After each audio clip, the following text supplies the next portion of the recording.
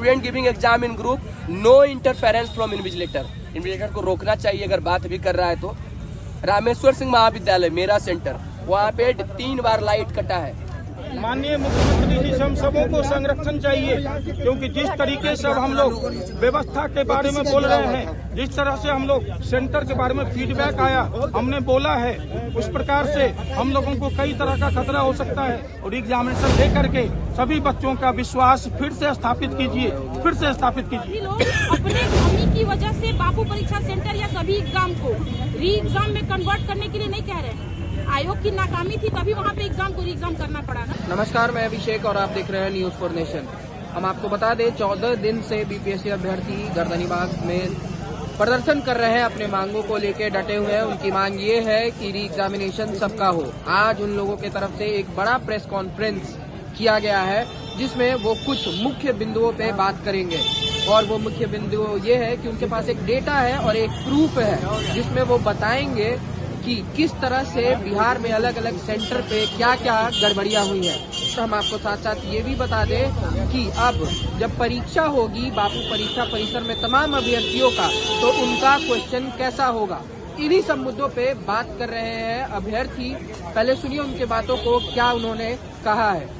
माननीय मुख्यमंत्री जी से हम सबों को संरक्षण चाहिए, क्योंकि जिस तरीके से हम लोग व्यवस्था के बारे में बोल रहे हैं, जिस तरह से हम लोग सेंटर के बारे में फीडबैक आया, हमने बोला है, उस प्रकार से हम लोगों को कई तरह का खतरा हो सकता है। इसलिए हम माननीय मुख्यमंत्री जी से, जो बिहार के मुख्यमंत्री श्री नीतीश कुमार जी हैं, उनसे हम सभी विद्यार्थी जो है संरक्षण का डिमांड करते हैं। वही हमारी रक्षा करेंगे, क्योंकि जिस प्रकार हम अपनी डिमांड को लेकर के बाहर जाते हैं, हम पर लाठियां बरसा दी जाती हैं। तो संरक्षण का डिमांड हम मुख्यमंत्री आदरणीय नीतीश कुमार जी से करेंगे। ये संरक्षण हमें उनको देना पड़ेगा। और री एग्जामिनेशन बीपीएससी को जितने भी आधार बनाए गए हैं, ये सभी आधार इनफ है, काफी है आपको री एग्जामिनेशन लेने के लिए। इसलिए री एग्जामिनेशन लीजिए। और कॉन्स्टिट्यूशनल बॉडी में विश्वास स्थापित करना भी आपका दायित्व है, न कि केवल आपका काम है, आपका रिस्पॉन्सिबिलिटी है। आप एक कॉन्स्टिट्यूशनल बॉडी में कई बार नहीं, एक बार नहीं, 50 बार बताया गया है। तो माननीय कॉन्स्टिट्यूशनल बॉडी में जो अविश्वास हो गया हम सबों को, उसमें विश्वास स्थापित करना भी आपका कॉन्स्टिट्यूशनल रिस्पॉन्सिबिलिटी है। तो कृपया आप अपना कॉन्स्टिट्यूशनल मोरालिटी और कॉन्स्टिट्यूशनल रिस्पॉन्सिबिलिटी, तो सुप्रीम कोर्ट ने बार बार अपने जजमेंट में बोला है, इसको आप फॉलो कीजिए और एग्जामिनेशन लेकर के सभी बच्चों का विश्वास फिर से स्थापित कीजिए, फिर से स्थापित कीजिए। प्रीलिम्स निकालकर आपको रोजगार नहीं मिलने वाला है। प्रीलिम्स निकाल करके आपको मेंस लिखना है, मेंस निकाल के भी रोजगार नहीं मिलने वाला है। मेंस निकाल करके आपको इंटरव्यू देना है, इंटरव्यू दे के भी रोजगार नहीं मिलने वाला है। इंटरव्यू क्रैक करके फाइनल आउटपुट आएगा तभी आपको रोजगार मिलेगा। तो यहाँ पर आप नीट का यदि हवाला दे रहे हैं बीपीएससी में, तो कहाँ से तार्किक होगा। नीट निकालने के बाद उसको मेंस नहीं लिखना है, नीट निकालने के बाद उनको इंटरव्यू नहीं देना है। नीट निकालने के बाद जो है सीधा उनको एडमिशन होने वाला है। तो वो नेचर दोनों है ही नहीं। वो नेचर यदि आप बीपीएससी में इम्प्लीमेंट करेंगे तो ये कैसे पॉसिबल होगा, पॉसिबल ही नहीं होगा। आप बोलेंगे कि रात में उजाला है क्योंकि लाइट जल रहा है, तो क्या आप रात को दिन बोल दीजिएगा? क्या ये संभव है? रात को दिन आप कह ही नहीं सकते हैं। ये एक मेन आधार है, ये चीजें हैं। और ये बताइए कितने सेंटर पर जो है लीक हुआ है पेपर, ये बताइए। पेपर लीक का जो है, पेपर लीक का मामला हम लोग इन्वेस्टिगेटिंग एजेंसी नहीं है। जैसे मेरे मित्र बताए, नहीं आरोप नहीं है हमारा, आरोप नहीं है मेरा। ये हम लोग विद्यार्थी हैं और हम लोग स्टूडेंट होने के बाद हम लोगों का जो फीडबैक आया है, बच्चों का जो फीडबैक है, उस आधार पर हमने क्या किया है, जो हमारे चीफ सेक्रेटरी साहब हैं उनको भी दिया है। आज आप लोगों के मीडिया के सामने में भी आप लोगों को पूरा दे दिया जाएगा। अब ये सरकार का दायित्व है, क्योंकि सारी जांच एजेंसियां उनके अंदर में है। अब तक उनको जांच चूंकि करा लेना चाहिए था, लेकिन काफी समय उन्होंने बिता दिया इसमें। अब ये आपको मिला हुआ है, अब आप जांच करवा लें, वहाँ का सीसीटीवी निकलवा लें और देख लें। जो बातें आपने अभी रखी, क्या इससे पहले जो डेलीगेशन गए हैं छात्रों के, ये बातों को नहीं रखी गई, इसकी वजह से ये प्रेस कॉन्फ्रेंस रखा गया? ये सारी बातें आदरणीय चीफ सेक्रेटरी साहब के सामने रखी गई है, न कि केवल एक डेलीगेशन बल्कि दो डेलीगेशन के द्वारा रखी गई है और बड़ी ही प्रखरता के साथ डॉक्यूमेंटल सपोर्ट के साथ रखी गई है। और चीफ सेक्रेटरी साहब ने उन चीजों को गंभीरता से सुना भी है। अच्छा रिस्पांस मिला, बोलिए रिस्पांस अभी तक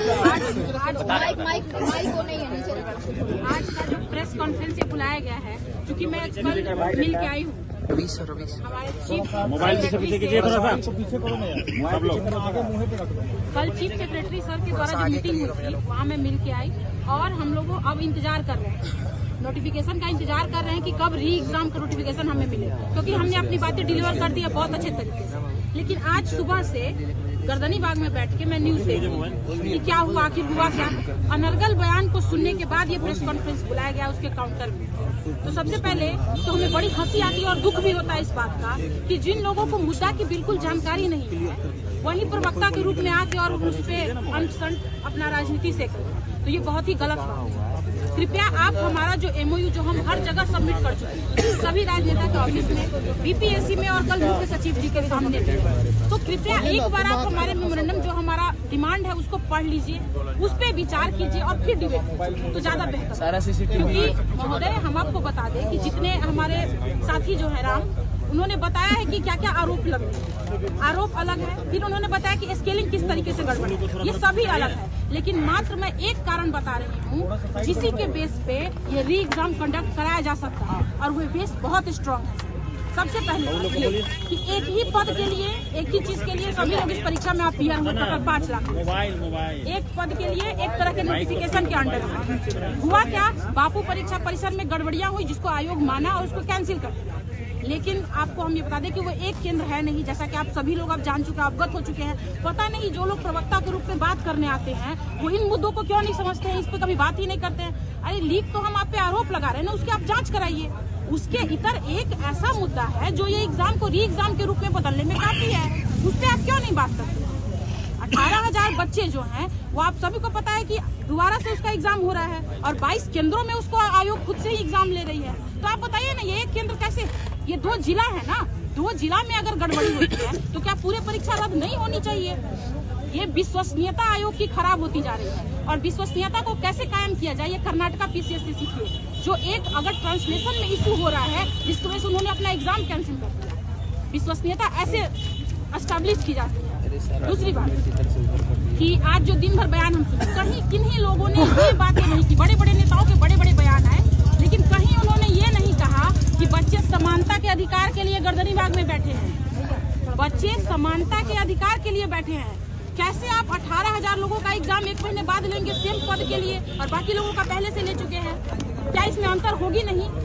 स्केलिंग को इन्होंने समझाया है ना कि स्केलिंग किस तरीके से गड़बड़ है, क्योंकि आज हम एक बयान सुने आयोग के द्वारा भी आया हुआ था कि स्केलिंग के द्वारा हम रिजल्ट देंगे। स्केलिंग किस तरीके से खतरनाक है और नॉर्मलाइजेशन का रूप है ये तो देख लीजिए। दूसरी बात यह है कि अगर आप स्केलिंग करते हैं तो खेल के बीच में खेल का नियम बदलना हुआ। और तीसरी बात, हम लोग सभी लोग अपने कमी की वजह से बापू परीक्षा सेंटर या सभी एग्जाम को री एग्जाम में कन्वर्ट करने के लिए नहीं कह रहे हैं। आयोग की नाकामी थी तभी वहाँ पे एग्जाम को री एग्जाम करना पड़ा ना, तो ये आपकी कमी है ना, तो इसको पूरा कौन करेगा, आप करेंगे। और आप सवाल हमसे पूछे जा रहे हैं बिना, सबसे ज्यादा दुख इसी बात का है कि बिना हमारे मुद्दों को पढ़े उस पर डिबेट किया जाती था। हमारे तरफ से कृपया आप अपने अतिथि जो आते हैं, आपके प्रवक्ता आते हैं, प्लीज आप एक क्वेश्चन पूछ लीजिएगा और उसका रिप्लाई हम सुनने के लिए तरस रहे हैं। वो ये है कि 18,000 विद्यार्थियों का जो परीक्षा लिया जा रहा है बापू सभागार में जो थे, अब उनको 22 केंद्रों में बांट के उनकी परीक्षा ली जा रही है। तो इन बच्चों के लिए, इन्हीं बच्चों का एग्जाम किस चीज के लिए, BPSC के लिए हो रहा है, 17वीं BPSC के लिए, उसी चीज का एग्जाम हम लोग 13 दिसंबर को दे के बैठे हुए यहाँ पे। तो एक बात बताइए, 1 महीने का जो ये टाइम उनको एक्स्ट्रा एज मिला है, उन बच्चों को, 18,000 बच्चों को, उनको जिनको पैटर्न भी पता है, सब कुछ पता है, 1 महीने का समय बहुत ज्यादा होता है, सब कुछ पता है, आप नॉर्मलाइजेशन नहीं कर रहे हैं, स्केलिंग नहीं कर रहे हैं, तो आप किस बेस पे इस चीज को इक्वल करेंगे। हमारे समानता के अधिकार को आप कहाँ एस्टैब्लिश करेंगे। मुद्दा इस पे होना चाहिए, डिबेट इस मैटर पे होना चाहिए सर। और हम आप सभी मीडिया बंधु से आप कह रहे हैं कि आप जरूर ये क्वेश्चन को पूछिए और इसका रिप्लाई सुनने के लिए हमारे काम करें। बहुत बड़ी बात बोले कि 20 से 25,000 रिजल्ट ही आता है और 18,000 का पेपर ही ले रहे हैं। बिल्कुल 90% से ज्यादा बाद ले रहे हैं, लगभग 1 महीने बाद 2,000। ये बताइए, ये जो डॉक्यूमेंट वेरिफिकेशन आप व्हाट्सएप पे डाल दिए क्या? एकदम सही है सर, आप समानता, यही मुद्दा है सर, यही मुद्दा है। और आप उनसे क्वेश्चन पूछ सकते हैं। जो डाटा उन्होंने दिया, मोबाइल पीछे डाटा सेकेंडरी है भाई, आधार का देखिए मैं बताती हूँ, डाटा क्या आधार जगह जी मैं बताती हूँ। देखिए जैसे कि मैं एक परीक्षार्थी हूँ, ये भी परीक्षार्थी है, ये भी सभी लोग परीक्षार्थी हैं। 12 से 2 हम अपने एग्जाम सेंटर में थे, वहाँ से निकले, हम लोग पूछते हैं आपका एग्जाम कैसा गया, आपका एग्जाम कैसा गया, पूछते हैं ना। हमारे साथी बता रहे हैं कि देखिए ऐसे ऐसे माइक से बोला जा रहा है, कोई बोल रहे हैं, फिर हमने उसको ध्यान दिया, फिर दूसरे साथी हैं उनको कोई फोन करके बोल रहा है कि यहाँ पे जैमर काम नहीं कर रहा है। मतलब सूचनाओं के रूप में हमारे पास ये घटना कितने सेंटर पर 28 सेंटर पे हमें घटनाओं का जो एक हमें पता चल पाया है। हाँ, पता चल पाया उसका तो फीडबैक हम हमारे लोगों ने पास ना आया। उसको एक जगह जंबल किया। और देखिए सर, हमें विश्वास नहीं होता, अगर हमारे कोई छात्र हमारे कोई दोस्त है और वो कह रहे हैं कि वहाँ पे कुछ धांधली सेटिंग हुई, हम क्यों विश्वास करें? विश्वास करने का तब हमें क्लियर हो गया और विश्वास होने लगा जब हमने सुना कि बापू सभागार में इस तरह के गड़बड़ियाँ, जब सेंट्रल में, जब आप राजधानी में इस तरह की गड़बड़ी हो सकता है तो हमें विश्वास होने लगा उन सभी पे। बापू परीक्षा परिषद में जब हुआ तो फिर हमें विश्वास होने लगा कि नहीं, ये अफवाह नहीं है, ये सच हो सकता है, और ये विश्वास बदल गया। अब आगे आंदोलन जारी रहेगा, बिल्कुल जारी रहेगा। स्ट्रैटेजी रहेगा, स्ट्रैटेजी आप लोग पूछ रहे हैं। ये जो मंच है, ये शुरुआत से कभी भी राजनीतिक मंच नहीं था, अभी भी नहीं है, लेकिन फिर भी कुछ लोग इस पे आरोप लगाते हैं कि राजनीतिक मंच बन गया है। लेकिन हम सभी विद्यार्थी यहाँ पर एक मुखर भाव से ये खंडन करते हैं कि कोई राजनीतिक मंच नहीं है, किसी भी राजनीतिक पार्टी का ये मंच नहीं है। चाहे कोई भी पार्टी के व्यक्ति यहाँ पर आए हों, जुड़े हों, वो अभिभावक की तरह, गार्जियन की तरह हमारे पास आए और उन्होंने बोला कि हम आपका मार्गदर्शन कर सकते हैं, कीजिए मार्गदर्शन, सरकार तक हमारी बात पहुँचा दीजिए। लेकिन ये कोई राजनीतिक मंच नहीं है, कोई राजनीतिक मंच नहीं। मैं सरकार को बार बार कहता हूँ, ये कोई राजनीतिक मंच नहीं है। इसलिए सरकार जब भी इस चीज को आप देखें कि राजनीतिक, बिल्कुल हम लोग बार बार खंडन करते, क्या ये राजनीतिक मंच है दोस्तों? नहीं है। नहीं, जो भी राजनीतिक पार्टी सुन ले, चाहे पक्ष में हो चाहे विपक्ष में हो, ये किसी भी राजनीतिक पार्टी का मंच नहीं है। ये हमें सभी विद्यार्थियों का मंच है जो पिछले 12-13 दिनों से न खाना ठीक से खाए हैं, न पानी ठीक से पिए हैं, न नींद ठीक से लिए हैं। तो आराम में कल 1 जनवरी होने वाला है, लोग अपने घर से दूर वैकेशन मनाने जाते हैं। हम अपने घर से दूर यहाँ पर धरना स्थल पर बैठ करके मच्छर से कटवा रहे हैं। हम अपने घर से दूर यहाँ पर आधा खाली पेट बैठ करके बैठे हुए हैं ताकि हमें न्याय मिले, हमें न्याय मिले। इसलिए क्यों, और जो भी बोलना चाहते हैं कि राजनीतिक है, और सत्याग्रह बना रहेगा, सत्याग्रह चलता रहेगा। हमें सरकार से उम्मीद है कि सरकार हमें सत्याग्रह चलता रहेगा। 28 सेंटर पर आरोप लगाया है, 28 सेंटर पर ना, 28 सेंटर पे आरोप नहीं लगा रहे, हमें फीडबैक मिला है। इस आधार पे हम कह रहे हैं कि आप इस पे इंक्वायरी करवा लीजिए और देखिए उसमें क्या निकलता है। जो भी 10 मिनट लेट और एक्स्ट्रा टाइम नहीं। Senior secondary school Rohtas, some student sitting and giving exam in office में कुछ बच्चे पेपर दे रहे थे। आप चेक करो क्या हुआ है। Jhunjhunwala Adarsh Balika high school Bhagalpur, student giving exam in group, no interference from invigilator को रोकना चाहिए अगर बात भी कर रहा है तो। रामेश्वर सिंह महाविद्यालय मेरा सेंटर, वहाँ पे 3 बार लाइट कटा है। लाइट जैसे ही कटेगा जैमर ऑफ होगा, मैसेज जाने के लिए 2 से 3 सेकंड काफी है। और लास्ट टाइम जो कटा है 4 से 5 मिनट से ऊपर लाइट कटा है, यानी आप जानबूझ के काट रहे थे। अगर कट भी रहा था तो आपके पास बैकअप क्यों नहीं था? 1200-1800 रुपया फॉर्म का आप ले रहे हैं और आपके पास एक बैकअप नहीं है। संत जोसेफ नवादा, क्वेश्चन कम विदाउट, मतलब पूरा का पूरा सील नहीं था। उसके बाद फिर राजकीय उर्दू उच्च माध्यमिक विद्यालय वेस्ट चंपारण, यहाँ पे भी होलोग्राम नहीं दिया गया, नो प्रॉपर बायोमेट्रिक्स भी नहीं हुआ।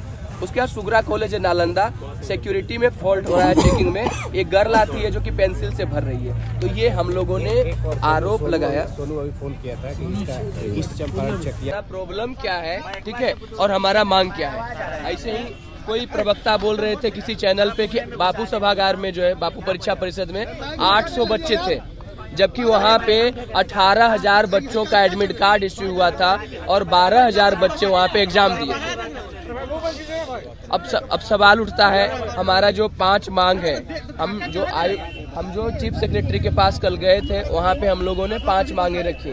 पहला मांग हमारा ये था कि हमारा पुनः एग्जाम हो पूरे सेंटर पे, क्योंकि बापू परीक्षा परिषद जो है केवल एक सेंटर नहीं है। अभी जब एडमिट कार्ड रिलीज हुआ है तो 20 से 22 सेंटर के बराबर है, जो कि लगभग 2 से 2.5 जिलों के बराबर है। तो क्या आयोग हमें जवाब दे सकती है कि अगर 2 से 2.5 या 3 जिले में अगर इस तरह का कदाचार हो जाता तो क्या पेपर कैंसिल नहीं करता? दूसरी बात, एसओपी के अनुसार से हर 1000 से 1200 बच्चे पे एक सेंटर सुपरिटेंडेंट की नियुक्ति होती है। यहाँ 18,000 बच्चों पे एक सेंटर सुपरिटेंडेंट थे। उनका बिना बयान पूरे किए हुए ये मतलब कि अचानक से वो चल बसे, वहाँ से हमारा इन्फॉर्मेशन नहीं आया। अब मैं बताना चाहता हूँ कि अब सवाल उठता है कि अगर वो बोलते हैं कि 18,000 जो बच्चे हैं उनको छोड़ करके उनका तो मैं ले रहा हूँ, दूसरे पे मतलब क्यों हम लें? तो 66वीं में जो उन्होंने किया था वो मुश्किल से 400 बच्चे थे उस सेंटर पे, औरंगाबाद पे 400 बच्चे, और यहाँ पे 18,000 बच्चे हैं। तो ये समानता के विरुद्ध है ये। और आप कैसे क्वेश्चन का जो है आप कैसे निर्णय करेंगे, रिजल्ट कैसे घोषित करेंगे? इन्होंने हाल में ही बयान दिया है कि स्केलिंग करेंगे, लेकिन आप नोटिफिकेशन में स्केलिंग जैसा शब्द यूज नहीं किया। इसका मतलब होता है कि खेल के बीच में खेल का नियम को चेंज करना, जो कि सुप्रीम कोर्ट के हिसाब से ये गलत है। दूसरी बात क्या है कि जिस तरह से बर्बरता पूर्वक हुआ है हमारे छात्रों पे, हम लोग कोई इस तरह से और झूठ मूठ का जो एलिगेशन लगाया गया है कि हम लोग जो है उपद्रवी है। कौन होते हैं कहने वाले कि उपद्रवी है? पुलिस का जो हठधर्मिता हुआ है और FIR हुआ है, उन सारे बच्चों पे से FIR हटाया जाए।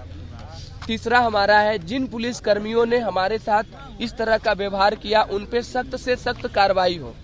चौथी मांग हमारी है, जो सोनू हमारा है हमारे बीच में जो सोनू हमारे बीच में है, उन्होंने खुदकुशी कर ली और वो BPSC का एस्पिरेंट था, उसका सेंटर मुजफ्फरपुर था, और यहाँ भी बच्चा वो 4 दिन यहाँ भी बच्चा वो आया है। पता नहीं हमारे बीच में कितने सोनू ऐसा फ्रस्ट्रेटेड हैं, तो उसको भी संज्ञान लेकर उनको 10 लाख रुपया कंपनसेशन दिया जाए। हमारी अंतिम मांग है कि इसका जो SOP को जो ब्रीच हुआ है, हर एग्जाम का एक SOP होता है, जो ब्रीच हुआ है ग्रुप में एग्जाम देना या अदर चीज जो है, उसको पूरी उच्च स्तरीय न्यायिक जांच हो और जितना भी CCTV है उसको सार्वजनिक किया जाए। अब मैं बताना चाहूँगा कि ट्विटर पे क्वेश्चन था, अगर वो कहते हैं कि क्वेश्चन कहा था, ये आपकी जिम्मेदारी है कि आप चेक करो। ट्विटर वाला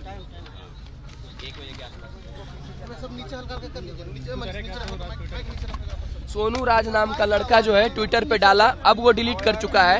ये 13 दिसंबर को ही डाउनलोड किए हम लोग, उस समय लिंक भी था हमारे पास, अभी लिंक नहीं है। उन्होंने BPSC नेटवर्क, नीतीश कुमार, यादव तेजस्वी और नरेंद्र मोदी को टैग करते हुए ये लिखा है कि भारत का सबसे बड़ा एग्जाम सेंटर बापू परीक्षा परिसर मिसमैनेजमेंट का शिकार हुआ। पेपर कहीं से भी गया, परीक्षा शुरू होने और परीक्षा अंत होने के बीच में अगर पेपर डिजिटल या फिजिकल या किसी फॉर्म में बाहर जाती है, माननीय सुप्रीम कोर्ट के हिसाब से वो पेपर लीक माना जाता है। इसका जांच कराए, डिजिटल फुटप्रिंट इसका सरकार निकाले कि क्या सही है क्या गलत है। EOU को बच्चों ने 8 बज के शाम जब एग्जाम खत्म हो गया, घर आ रहे होंगे, तो EOU को बच्चों ने भेजा, वही 1 बजे वाला, यानी एक बच्चा नहीं अलग बच्चा ये भेजा है। उसमें EOU धमका रही है। क्या मतलब है? अगर आपको कोई भेजा तो आप जांच करेंगे। यहाँ पे EOU लिखती है, कृपया अपना नेम, एड्रेस और आधार कार्ड की कॉपी भी उपलब्ध कराएं। क्यों भाई? आपको अगर गया है तो आप जांच करें। आप उसको प्रताड़ित करने के लिए आप ये मांग रहे हैं। और मैं कहना चाहता हूँ कि महोदय, केवल एक ही परीक्षा पे, एक ही केंद्र पे ऐसा नहीं हुआ। बापू सभागार जो है एक मतलब भगत सिंह जैसा क्रांतिकारी बन के उभरा, जो कि पूरा का पूरा चीज चला। तो हम आपको बता दें कि ये जो प्रेस कॉन्फ्रेंस किया गया था, इसका मुख्य मुद्दा यह था कि जो अगला परीक्षा होने वाला है, बापू परीक्षा परिसर में जो अभ्यर्थी परीक्षा दे रहे थे, अब उनका क्वेश्चन कैसा आएगा, यही चिंतन का विषय बना हुआ है अभ्यर्थियों के लिए। हम आपको बता दें कि पहले जो परीक्षा हुई थी और जिन अभ्यर्थियों का परीक्षा रद्द नहीं हुआ है, अगर उससे क्वेश्चन इजी आ जाता है उन तमाम अभ्यर्थियों का, तो उनके साथ अन्याय होगा। और अगर उससे क्वेश्चन हार्ड आ जाता है तो इस बार जो परीक्षार्थी परीक्षा दे रहे हैं उनके साथ अन्याय हो जाएगा। और तमाम सबूत और प्रूफ के साथ और जो डेटा था उनके पास, उन्होंने सब कुछ दिखाया। और उसके बाद छात्रों ने संरक्षण की भी बात की है। हम आपको बता दें कि वो नीतीश कुमार से, सरकार से संरक्षण की भी बात कर रहे हैं। संरक्षण की जो बात है वो किस लिए आई है, हम आपको एक बार समझाना चाहते हैं कि देशी आंदोलन जो हो रहा है, इसमें लगभग हर दल के, सिर्फ जो सत्ता पक्ष है उनके नेता नहीं आए हैं, विपक्ष के हर पार्टी के नेता आ चुके हैं। तेजस्वी यादव आ चुके हैं, पप्पू यादव आ चुके हैं, अखिलेश प्रसाद सिंह आ चुके हैं और प्रशांत किशोर भी आ चुके हैं। तो क्या संरक्षण की बात उनके लिए कही गई थी? ये तो सोचने वाली बात है। लेकिन फिलहाल इस अपडेट में इतना ही। और भी खबरों के लिए जुड़े रहिएगा न्यूज़ 4 नेशन के साथ।